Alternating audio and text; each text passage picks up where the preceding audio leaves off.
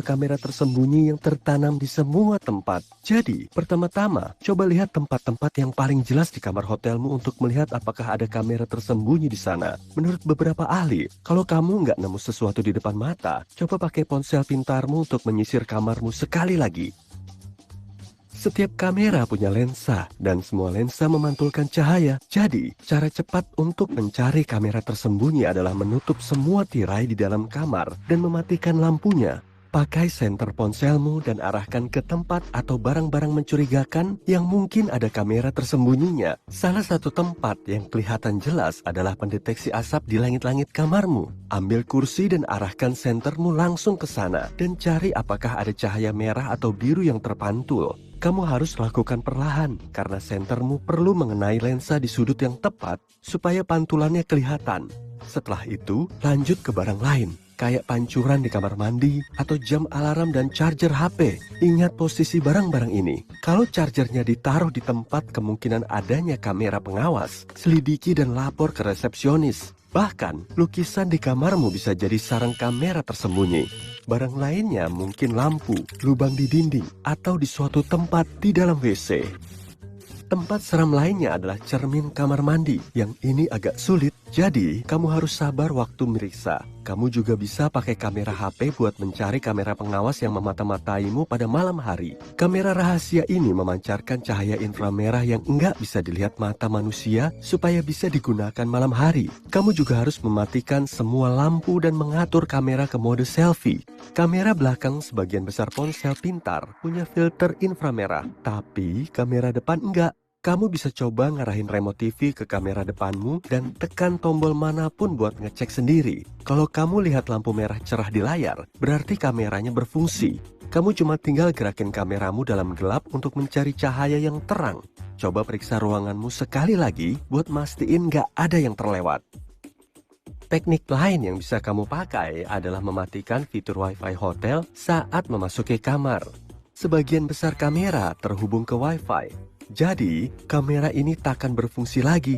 Kalau kamu dapat telepon dari resepsionis yang bilang Wi-Fi di kamarmu mati, nah itu pertanda buruk. Seharusnya mereka nggak tahu apakah Wi-Fi di kamarmu sengaja dimatikan atau tidak. Mungkin kamera di kamarmu berada di jaringan Wi-Fi lokal. Saat kamu terhubung Wi-Fi kamar hotel untuk kali pertama, berhati-hatilah dalam berbagi data pribadimu. Sebagian besar jaringan meminta detail loginmu, seperti email. Sebagian orang bisa mendesain ulang halaman login Wi-Fi yang identik dengan hotel asli dan mungkin menipumu. Kamu mungkin terhubung ke router Wi-Fi, tapi satu email aja udah cukup bagi seseorang untuk tahu segala hal tentangmu. Salah satu hal terbaik yang bisa kamu lakukan adalah mendownload aplikasi yang menunjukkan perangkat apa yang saat ini terhubung ke Wi-Fi yang kamu pakai. Aplikasi ini bisa menampilkan ponsel pintar, laptop, TV pintar, dan bahkan mungkin kamera tersembunyi yang terhubung. Pemindai frekuensi radio mampu mendeteksi kamera nirkabel di kamarmu, meski terhubung ke Wi-Fi-nya sendiri. Cara ini mungkin agak repot, karena banyak perangkat nirkabel yang memenuhi gelombang udara. Kamu pun bisa menerima sinyal acak meski sudah mematikan semua gadget dan sinyal pemancar nirkabel. Pembobolan ke kehidupan pribadimu bisa aja kayak ada yang menyadap ponsel atau telepon rumahmu untuk mendengarkan percakapanmu. Salah satu cara menguping percakapan orang adalah memasang mikrofon ke telepon yang mengirim audio secara nirkabel ke perekam dari pemancar jarak jauh. Hampir semua orang bisa mendapatkan peralatan kayak gini karena harganya terjangkau dan tersedia di banyak toko.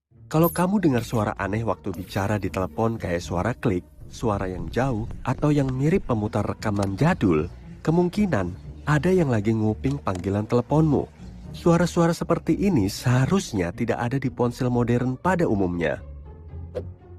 Sebagian besar perangkat lunak pengganggu berjalan di latar belakang ponselmu tanpa izin, sehingga menguras baterai. Mungkin ada banyak penjelasan kenapa baterai ponselmu terus bocor. Tapi sejumlah perangkat lunak, virus, dan malware yang ada di ponselmu bisa jadi alasannya. Kamu juga bisa lihat aktivitas ponsel yang nggak biasa waktu kamu nggak pakai gadget. Kalau notifikasimu terus muncul, padahal udah kamu mute, mungkin ponselmu lagi disadap. Kalau ini yang terjadi, penyadap bukan cuma punya akses ke panggilan teleponmu, tapi juga ke seluruh ponselmu. Orang itu bisa mengambil foto, video, file, dan informasi apapun yang kamu punya tanpa izin. Kalau ponselmu butuh waktu lama untuk dimatikan dibanding biasanya, itu bisa jadi tanda lain kalau ada yang lagi melacak ponselmu. Supaya bisa sepenuhnya mati, ponsel perlu keluar dari semua program dan aktivitas yang berjalan. Kalau ponselmu lagi transfer data ke seseorang di tempat jauh, mungkin itu sebabnya ponselmu lama mati. Salah satu tanda bahaya paling besar adalah kalau kamu menerima pesan teks berisi simbol dan angka yang nggak jelas. Orang yang menyadap ponselmu memakai software ilegal yang kadang mengharuskan mereka menerima kode rahasia. Pastikan pesan teks ini bukanlah sesuatu yang kamu aktifkan sendiri. Kalau ternyata bukan, carilah orang yang bisa